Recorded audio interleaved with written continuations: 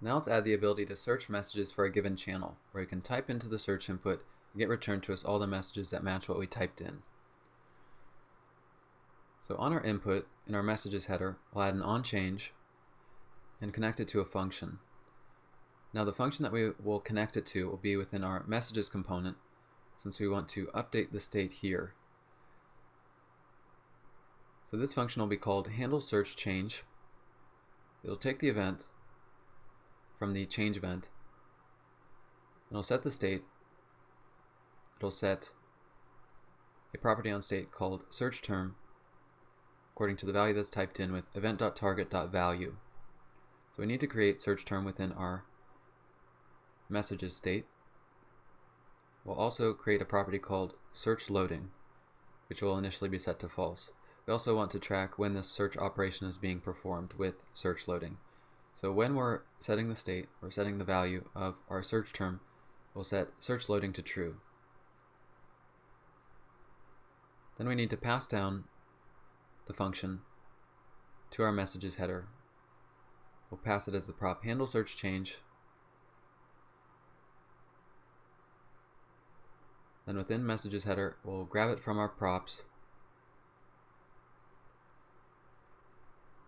and attach it to our onChange. So now when we type into the input, we're updating the state, the messages state. But now we need to filter the messages that we have within our messages state. So we'll add a callback function. When our search term is updated upon calling setState, we'll execute a function called handleSearchMessages, which will do that filtering operation for us. So we'll create this function right underneath handleSearchChange.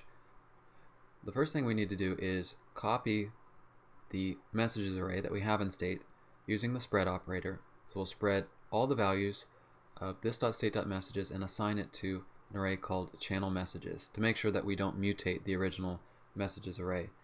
We'll create a regex using the regex constructor.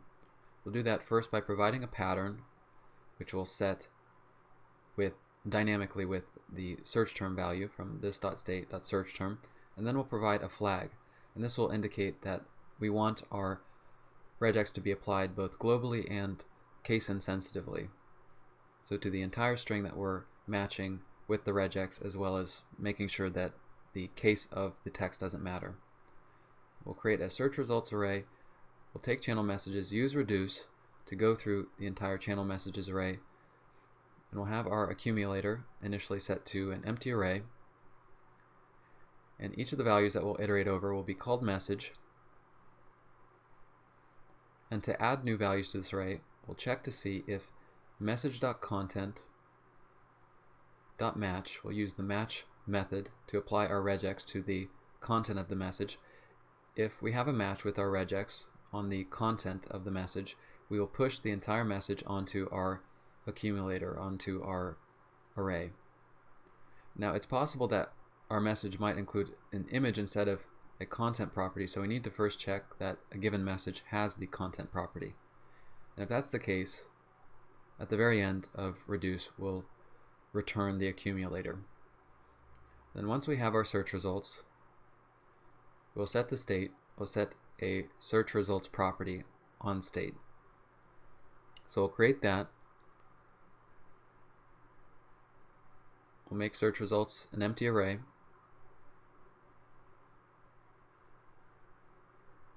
And now in our return, we need to set up a conditional, a ternary, to check to see that we have a search term. So we'll check to see if we have a search term. If so, we're going to use display messages and pass it the search results array. Otherwise, we'll execute display messages but just pass it the entire messages array. So we'll destructure both search term and search results for this ternary. Now we can save both files and test this out. If in our search we type in the letter H, you can see we're matching all of the messages that contain the letter H. I can type in hi. Now I only get the messages with the text hi. If I type in a capital H, we get the same matches. So again, this regex that's being applied is case insensitive, and it's matching the entire content string. But we can't search for users. We can't search for the messages that an individual user has created. So to add that ability, let's go back to our handle search messages function and add this OR conditional to apply our regex to message.user.name. So apply that to the name of the user that created a given message. So if we save that, now we can search for a user like Bethany and get all that user's messages, or Thomas. You can see we're getting all of their messages, including their image messages.